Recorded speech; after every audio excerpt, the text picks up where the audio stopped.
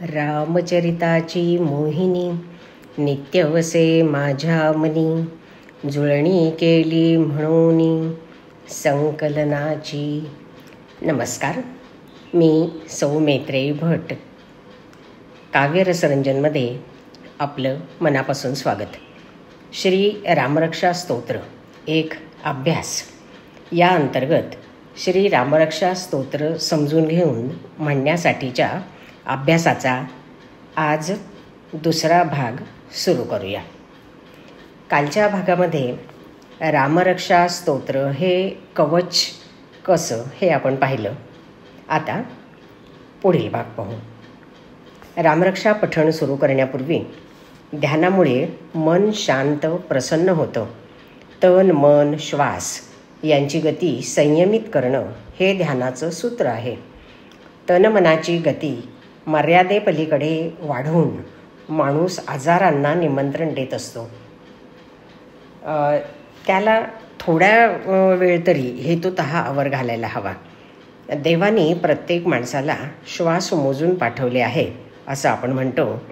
तर आपल्या श्वासाची गती सातत्याने वाढवून आपण आपलं आयुष्यच कमी करत असतो. म्हणून ध्यान प्रत्यक्षात आणायचं. आधी ताठ बसायचं. श्रीरामांची मूर्ती डोळ्यासमोर आणायची.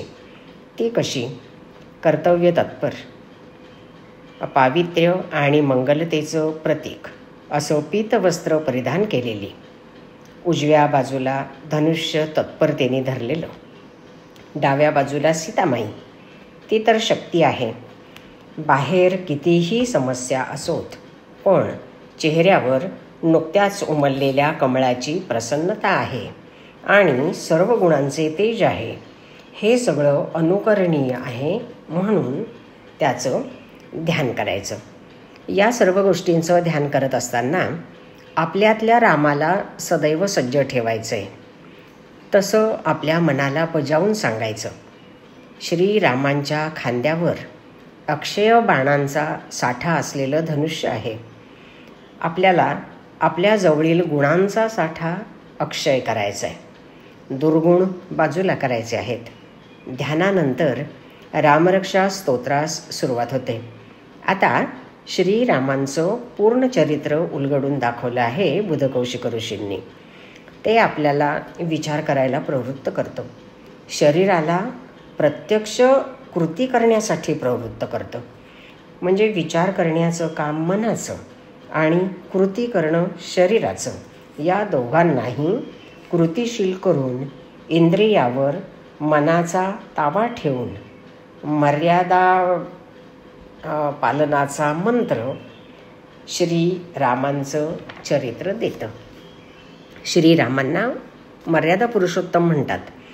जीवनातील प्रत्येक टप्प्यावर त्यांनी मर्यादांचं पालन केलं आहे. प्रत्येक वेळी कर्तव्याचं स्मरण ठेवून त्याग केला. त्या प्रत्येक वेळी भोगाची संधी श्रीरामांना घेता आली असती. गुरु विश्वामित्रांबरोबर यज्ञरक्षणासाठी जाण्यापेक्षा राजपुत्र म्हणून राजधानीमध्येच सुखात राहता आलं असतं त्यांना. 14 वर्षाचा वनवास टाळून राज्याचा उपभोग घेता आला असता. पण तसं न करता या सगळ्याचा त्याग करून कर्तव्याचं पालन केलं त्यांनी. आपल्या आतल्या रामाला स्मरून रामरक्षा म्हणताना मला या मर्यादा पाळायच्या आहेत हे आधी मनाने ठरवायचं आहे.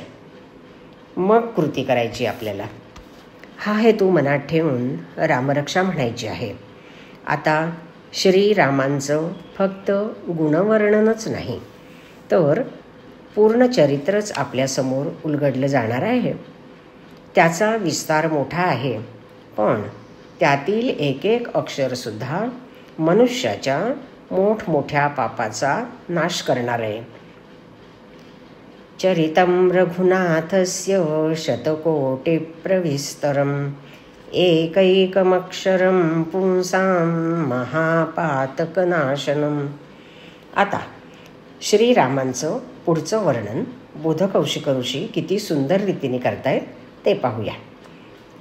ध्यात्वा नीलोत्पलश्यामं रामं राजीवलोचनं जानकी लक्ष्मणोपेतैः जटामुकुटमण्डितं सासितूणधनुर्बाणपाणिन्नक्तैः चरान्तकं स्वलीलया जगत्रातु माविर्भूतमजं विभुं.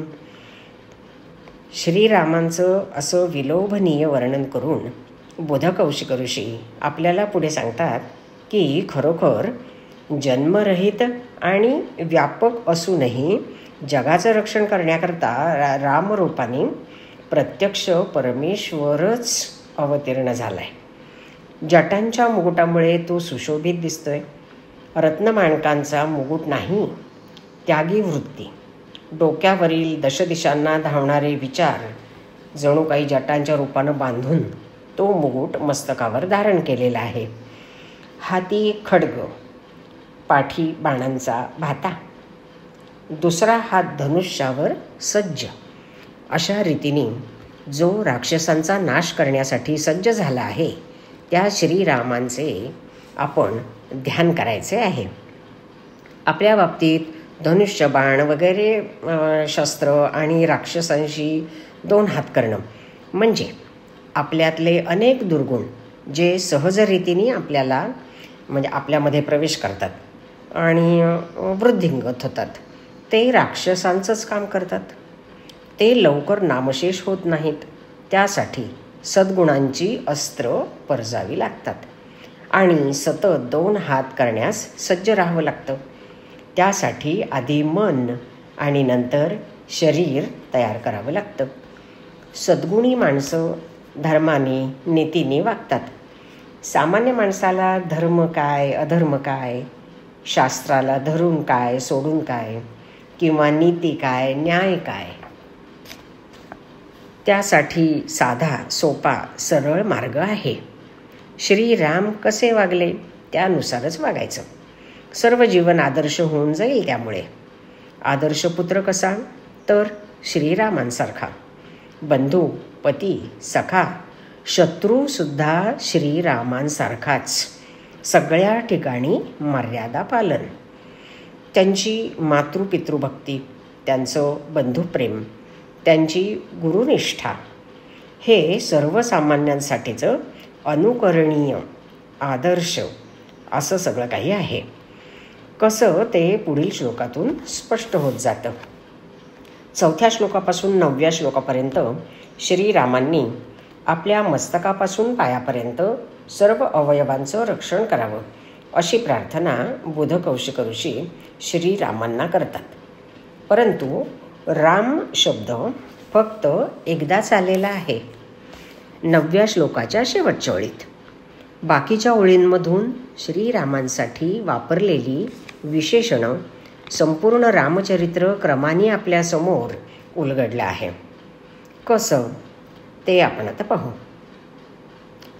रामरक्षां पठेत् प्राज्ञः पापग्निं सर्वकामदां शिरो मे राघवः पातु बालं दशरथात्मजः. म्हणजे सर्व पातकांचा नाश करून सर्व कामना पुरवणाऱ्या या स्तोत्राचे पठण करावे असे सुरुवातीलाच बोधकौशिक ऋषी आपल्याला सांगतात आणि पुढं म्हणतात, राघवाने माझ्या मस्तकाचे रक्षण करावे. सुविख्यात रघुराजाच्या वंशात रामाचा जन्म झाला म्हणून राघव. हा रघुराजा अत्यंत कर्तृत्ववान होता. त्यावरून त्यांचे कुळ रघुकुळ म्हणून ओळखले जाऊ लागले. काय होतं त्यांचं कर्तृत्व? तो अत्यंत पराक्रमी आणि निस्पृह होता. त्याने 4 दिशांवर विजय मिळवला होता.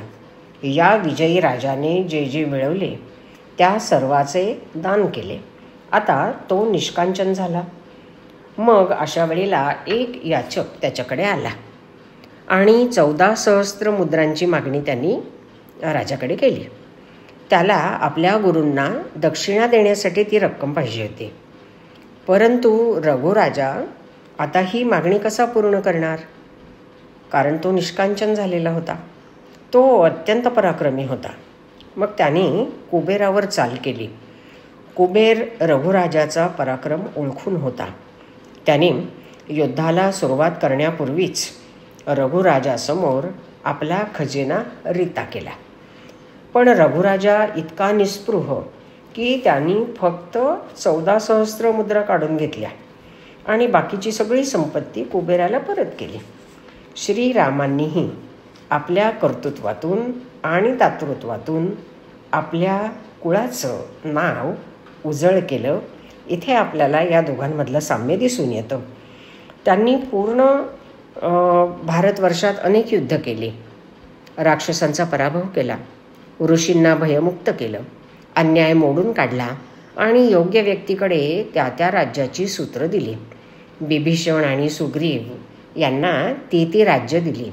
अशा प्रभू रामचंद्रांप्रमाणे आमच्या हातून चांगली कामं घडू देत की ज्यामुळे कुळाचं नाव उज्ज्वल होईल.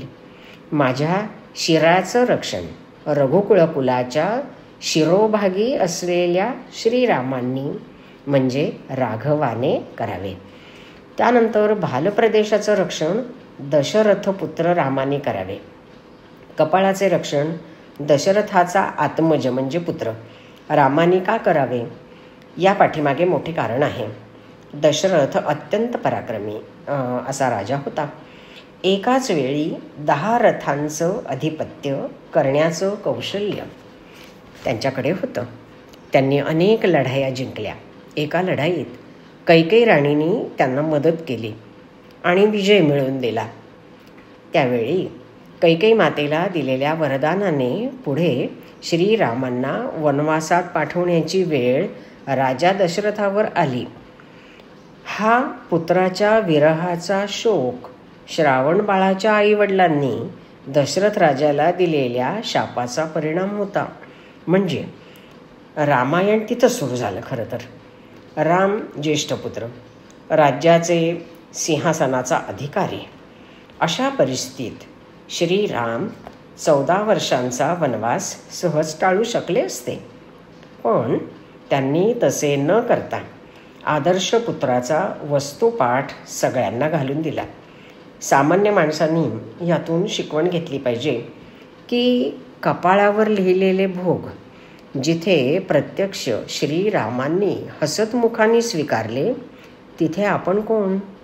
विधिलिखित उदात्त भावनेने भोगण्याची शिकवण देणारा दशरथपुत्र कर्तव्यनिष्ठ राम माझ्या भालाचं रक्षण करो. त्यांनी भाळी लिहिलेलं कर्तव्य म्हणून स्वीकारलं. हे आपण लक्षात घेतलं पाहिजे. पुढे असं म्हटलंय, कौसल्या राणीचा पुत्र राम माझ्या दोन्ही डोळ्यांचं रक्षण करो. कौसल्येयो दृशौ पातु विश्वामित्र प्रियश्रुती घ्राणं पातु मखत्राता मुखं सौमित्रिवत्सलः. डोळ्यांचं रक्षण करण्यासाठी मातेशिवाय दुसरी योग्य व्यक्ती नाही. आईची माया तिच्या डोळ्यातून ओसंडून वाहत असते. त्या मायेपोटी कधीकधी त्याच डोळ्यांमधून एकही शब्द न बोलता ती धाकही दाखवू शकते. ही आईच्या डोळ्यांची भाषा प्रत्येक मुलाला समजत असते. आईचे हेच डोळे वात्सल्याने आपल्या मुलाला लाडाने अंजारत गोंजारत सुद्धा असतात. कौसल्या मातेची बुद्धी आणि आत्मबळ प्रभावी होतं. ते तेज श्रीरामांच्या नजरेत पुरेपूर उतरलं होतं. ज्यावेळी सीतामातेला संभ्रमात टाकण्यासाठी रावणाने श्रीरामांचं मायावी रूप धारण केलं. मायावी तर त्यावेळी समोरील प्रत्येक स्त्री कौसल्या मातेसारखी दिसू लागली होती रावणाला. अशा कौसल्या मातेच्या पुत्र रामाने माझ्या डोळ्यांचे रक्षण करावे. कौसल्याच्या दृष्टीत सकारात्मकता होती. सुमित्रा कैकेयी बरोबर ती नेहमीच प्रेमाने वागली. राम वनवासाचं दुःख तिने पचवलं. कैकेयीला तर दोष दिला नाहीच, उलट शोकाने सैरभैर झालेल्या भरताला वात्सल्य दृष्टीने गोंजारलं. त्याचं सांत्वन केलं. अशा कौसल्येच्या पुत्र रामाने माझ्या दृष्टीचे रक्षण करावे. आज इथे विराम घेऊ. उद्या भेटू भाग 3 मध्ये. धन्यवाद. श्री सीतारामचंद्रार्पणमस्तु.